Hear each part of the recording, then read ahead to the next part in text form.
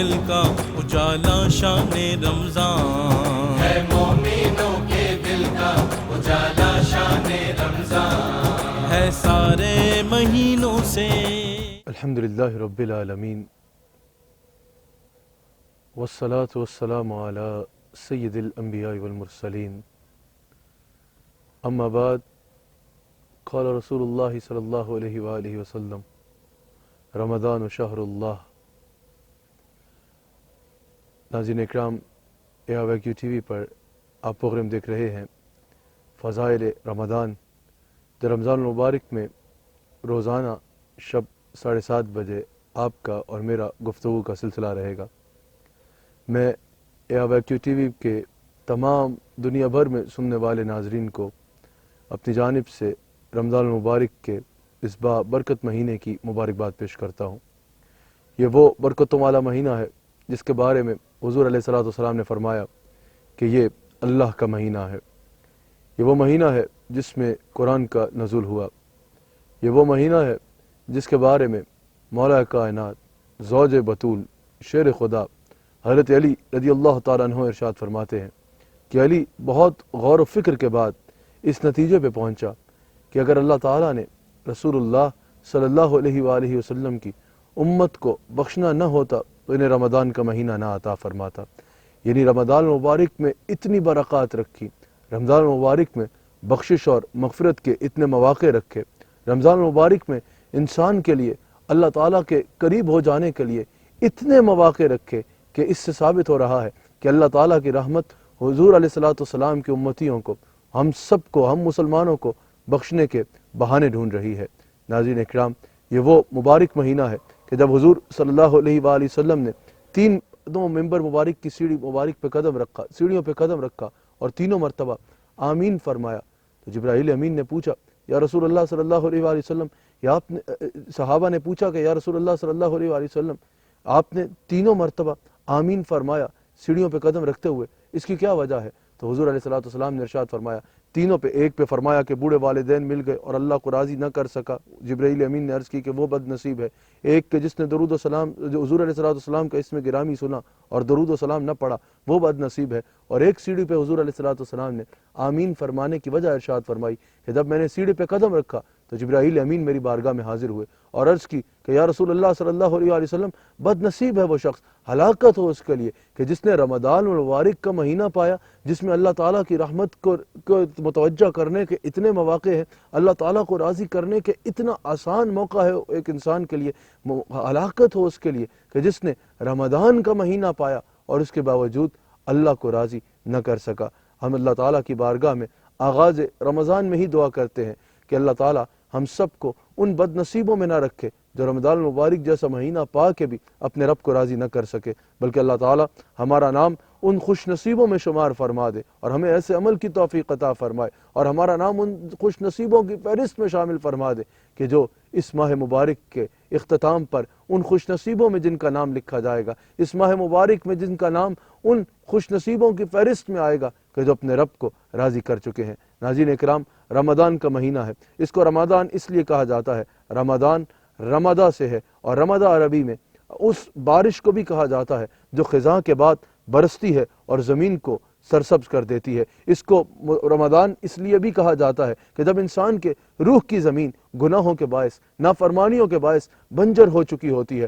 رمضان کا مہینہ آتا ہے، اس میں جو اللہ کی رحمت کی طرف متوجہ ہوتا ہے، گناہ نہ کرنے کا ارادہ کرتا ہے، خیر کے کام کے میں رمضان میں بھی اضافہ کرتا ہے اور آگے کے لیے بھی اچھی نیت کرتا ہے، رمضان میں روزے رکھتا ہے، تراویح پڑھتا ہے، قرآن کی تلاوت کرتا ہے، صدقہ کرتا ہے، غرباء کی مدد کرتا ہے، تو اس پر اللہ تعالیٰ کی وہ رحمتیں برستی ہیں کہ اس کی روح کی زمین جو بنجر ہو چکی ہوتی ہے وہ سرسبز و شاداب ہو جاتی ہے۔ رمضان جلا دینے والی چیز کو بھی کہا جاتا ہے۔ رمضان اس کو اس لیے بھی کہا جاتا ہے کہ یہاں پر اس میں جو اللہ کی عبادت کرتا ہے، جو رمضان کی برکات سے استفادہ کرتا ہے، اس خوش نصیب روزے دار پر اللہ کی اتنی رحمتوں کا نزول ہوتا ہے کہ اس کے جس طرح رمضان جلا دینے والی چیز کو کہا جاتا ہے تو رمضان اس کے گناہوں کو جلا دیتا ہے۔ حضرت غوث اعظم حضرت شیخ عبد القادر جیلانی رحمۃ اللہ تعالی علیہ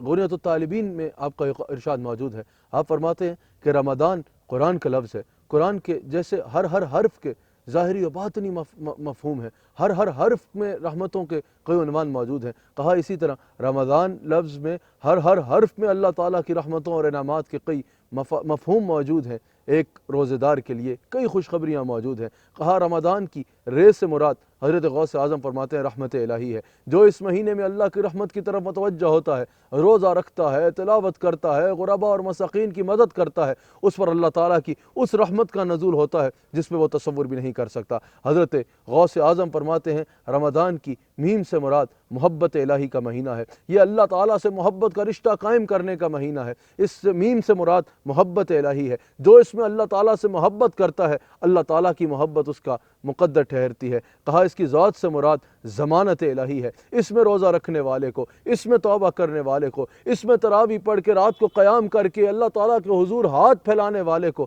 اللہ تعالیٰ اپنی رضا کی ضمانت عطا فرماتا ہے۔ کہا اس کے الف سے مراد امان الہی ہے۔ اس میں اللہ تعالیٰ کے حضور ہاتھ پھیلانے والے کو اللہ امان عطا فرماتا ہے۔ اور کہا اس کے نون سے مراد نعمت الہی ہے۔ اس میں جو اللہ تعالیٰ کی خاطر غرباء کی مدد کرتا ہے، اپنے مال کو دروازہ جو ہے وہ غرباء اور مساکین کے لیے کھولتا ہے، اللہ تعالیٰ کی نعمتوں کا نزول اس خوش نصیب روزے دار کے لیے ہوتا ہے۔ ناظرین اکرام، رمضان کا مہینہ برکتوں والا مہینہ ہے، اور آج کا یہ پروگرام تو استقبال رمضان کا پروگرام ہے۔ ہم پورا مہینہ اس کی برکات پر اور مختلف عنوانات پر آپ سے کلام کریں گے، لیکن آج کا پروگرام اسپیشلی رمضان کا استقبال کر رہے ہیں ہم۔ اس خوبصورت مہینے کے آغاز کا مہینہ ہے۔ ناظرین اکرام، حضرت رسول اللہ صلی اللہ علیہ وآلہ وسلم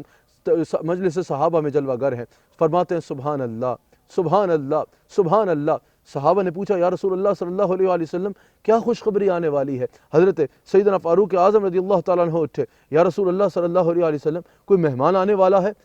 فرمایا نہیں۔ یا رسول اللہ صلی اللہ علیہ وآلہ وسلم کوئی وحی آنے والی ہے؟ فرمایا نہیں۔ یا رسول اللہ صلی اللہ علیہ وآلہ وسلم کوئی دشمن آنے والا ہے؟ فرمایا نہیں۔ وہ مہینہ آنے والا ہے، یعنی رمضان کا مہینہ آنے والا ہے، جس کی پہلی رات کو اللہ تعالیٰ تمام اہل قبلہ کی بخشش فرما دیتا ہے۔ یعنی جو اللہ تعالیٰ کو راضی کرنے کے لیے اس رمضان میں روزے کی نیت رکھے ہوتا ہے، رات کے قیام کی نیت رکھے ہوتا ہے، تراویح کی نیت گویا کے رکھے ہوتا ہے، تلاوت کی نیت رکھے ہوتا ہے، غرباء اور مساکین کی مدد کی نیت رکھے ہوتا ہے، کوئی بھی ایسی نیتیں رکھا ہوتا ہے روزے کے ساتھ جس سے اللہ کو راضی کرنا ہے، حضور علیہ الصلوۃ والسلام فرماتے ہیں اس مہینے کی پہلی رات ہی ان تمام اہل قبلہ کو بخش دیا جاتا ہے۔ صحابہ کہتے ہیں کہ رسول اللہ صلی اللہ علیہ وآلہ وسلم شعبان میں ہی رمضان کی تیاری شروع فرما لیا کرتے، اور صحابہ کو بھی اس کی تلقین کیا کرتے اور تیاری رمضان مبارک کی کروایا کرتے۔ ناظرین اکرام، اگر گھر میں کوئی مہمان آ رہا ہو تو اس کی مہمان نوازی کے لیے تیاری کی جاتی ہے، اس کی آمد کے لیے تیاری کی جاتی ہے۔ گھر والے تیاریاں کر رہے ہوتے ہیں کہ مہمان آ رہا ہے، اور اگر مہمان جتنا صاحب قدر ہو، جتنا قدر والا ہو، تیاریاں اتنی اس کے مزاج کے مطابق ہوتی ہیں، اور جس کا ہو پھر اس کے معیار کے مطابق ہوتی ہیں۔ اگر کوئی چھوٹا مہمان بھی ہو لیکن کسی بڑے کی طرف سے بھیجا جا رہا ہو تو پھر اس کے مطابق نہیں بلکہ جس کا بھیجا ہے اس کے مطابق اس کی تیاری کی جا سکتی ہے۔ تو حضور علیہ الصلوۃ والسلام فرماتے ہیں رمضان شہر اللہ، رمضان اللہ کا مہینہ ہے۔ تو بتائیے اس سے معزز اور اس سے زیادہ قابل عزت مہمان اور کون ہو سکتا ہے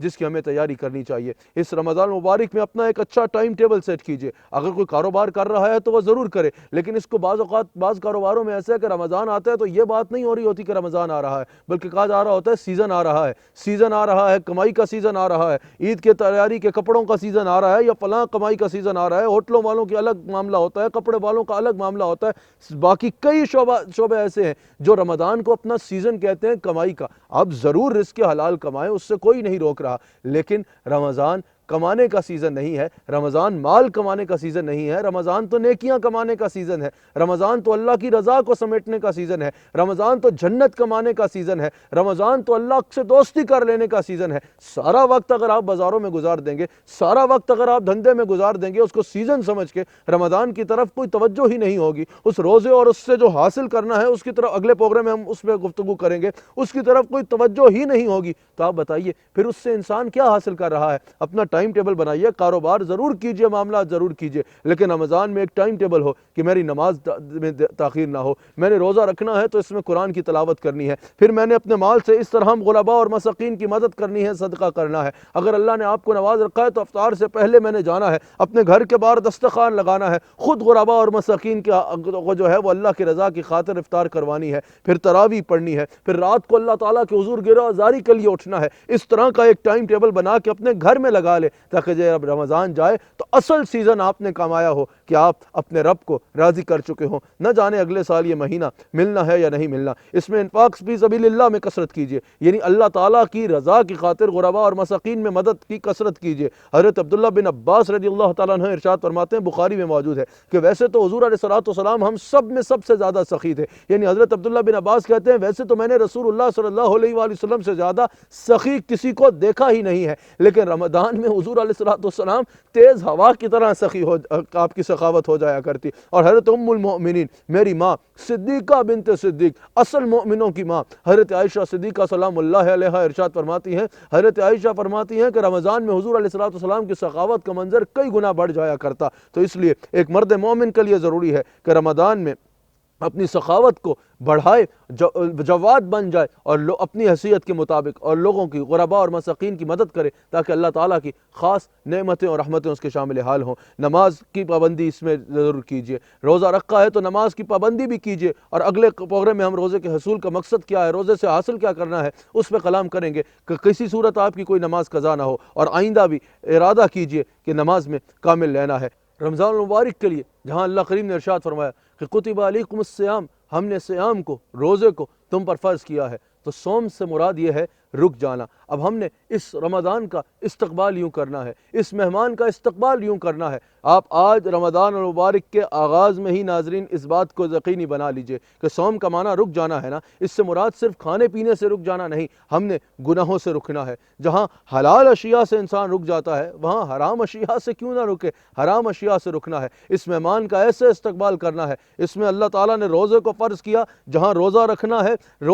ہے وہاں اس مہینے کا ایسے استقبال کرنا ہے، اس مہینے کا ایسے احترام اور اکرام کرنا ہے کہ ہماری زبان اللہ کی نافرمانی نہ کرے۔ زبان کو روک لینا ہے اللہ کی نافرمانی سے، زبان سے کسی کو تکلیف نہیں دینی، زبان سے فحش کلامی نہیں کرنی، زبان سے غیبت نہیں کرنی، زبان سے گالیاں نہیں دینی، زبان سے جھوٹ نہیں بولنا، زبان سے کسی انسان کو تکلیف نہیں دینی۔ زبان سے بات کرنی ہے تو خیر کی بات کرنی ہے، زبان سے بولنا ہے تو ٹوٹے ہوئے دلوں کو جوڑنا ہے، زبان سے اگر بات کرنی ہے تو وہ بات کرنی ہے جو کسی کو اللہ اور اس کے رسول کی طرف بلانے والی بات ہو، خیر کی بات کرنی ہے، زبان سے اللہ کی نافرمانی نہیں کرنی۔ آنکھ کو صوم کے مہینے میں ہمیں آنکھ کو بھی گناہ سے روکنا ہے، کسی صورت بد نگاہی نہیں کرنی، کسی صورت نامحرم عورتوں کو دیکھ کے لذت نہیں لینی، کیونکہ حضور فرماتے ہیں جو نامحرم عورتوں کو دیکھ کے لذت لیتا ہے اللہ اس سے عبادت کی لذت لے لیتا ہے۔ اگر چاہتے ہو کہ رمضان میں تراویح میں، بالخصوص روزے میں، ذکر میں، اذکار میں صدقہ کر کے سکون ملے جو عبادت سے ملتا ہے،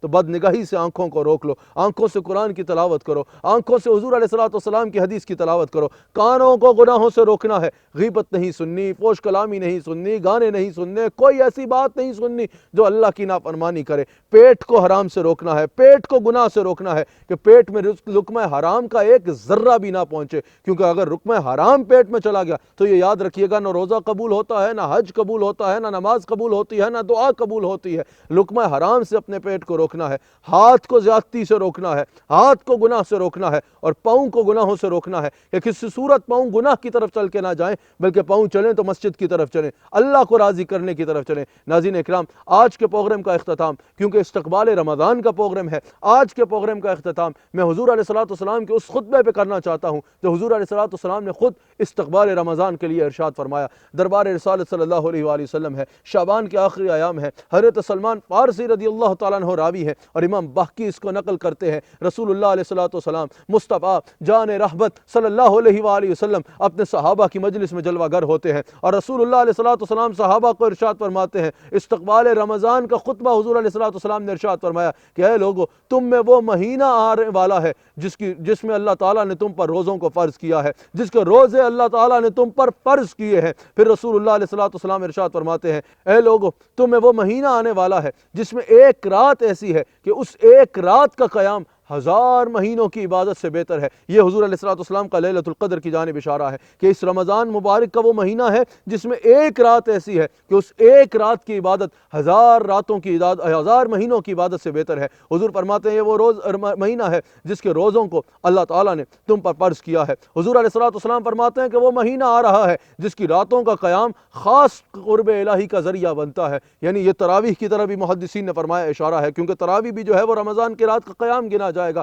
تو اس میں راتوں کا جو قیام ہے وہ اللہ تعالیٰ کی خاص قرب کا ذریعہ بن جاتا ہے۔ حضور علیہ السلام نے پھر رمضان کی برکت کو ارشاد فرماتے ہوئے ارشاد فرمایا یہ وہ مہینہ ہے جس میں نفل کے ثواب کو فرض کے برابر کر دیا جاتا ہے اور فرض کے ثواب کو 70 گنا بڑھا دیا جاتا ہے۔ غیر رمضان میں اگر کوئی نفل پڑھے گا تو نامہ اعمال میں نفل کا ثواب مرتب ہوگا، لیکن رمضان میں اگر کوئی نفل پڑھے گا تو نامہ اعمال میں فرض کا ثواب مرتب ہوگا، اور فرض پڑھے گا تو غیر رمضان سے 70 گنا زیادہ ثواب نامہ اعمال میں مرتب ہوگا۔ اللہ اکبر۔ پھر مصطفیٰ جان رحمت صلی اللہ علیہ وآلہ وسلم ارشاد فرماتے ہیں کہ یہ صبر کا مہینہ ہے اور صبر کی جزا جنت ہے۔ حضور علیہ السلام فرماتے ہیں یہ غم گساری کا مہینہ ہے، اس میں جو غریبوں کی غم گساری کرتا ہے اللہ تعالیٰ اس کا معاون بن جاتا ہے۔ حضور علیہ السلام فرماتے ہیں کہ اس میں مومنوں کے رزق میں اللہ تعالیٰ برکت عطا فرما دیتا ہے۔ پھر فرمایا کہ جو مومنین اس میں صدقہ کرتے ہیں، خیرات کرتے ہیں، غرباء کی مدد کرتے ہیں، اللہ تعالیٰ ان مومنوں کے رزق میں برکت عطا فرماتا ہے۔ یہ نہ سوچو رمضان میں لوگوں کو افطاری کرتا رہا تو آپ کی کھاواں گا،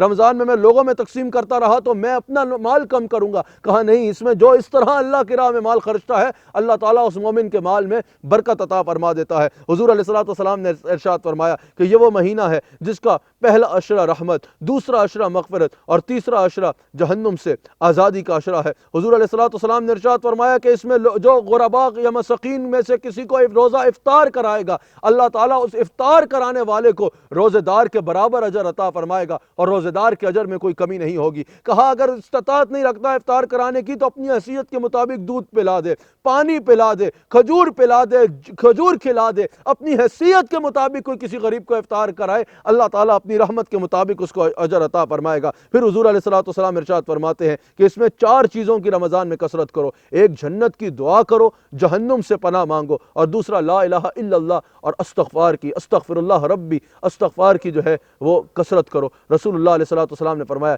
یہ کرو تو اللہ تعالیٰ رمضان المبارک میں بے شمار برکات عطا فرمائے گا۔ ناظرین کرام، کل انشاءاللہ اسی وقت اسی چینل پہ آپ سے ایک نئے عنوان کے ساتھ پھر مخاطب ہوں گے۔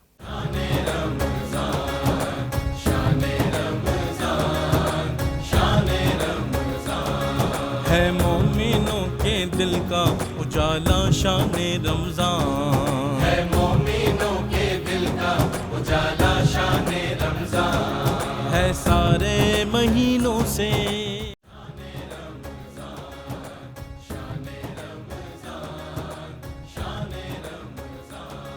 ہے مومنوں کے دل کا اجالا شان رمضان، ہے مومنوں کے دل کا اجالا شان رمضان، ہے سارے مہینوں سے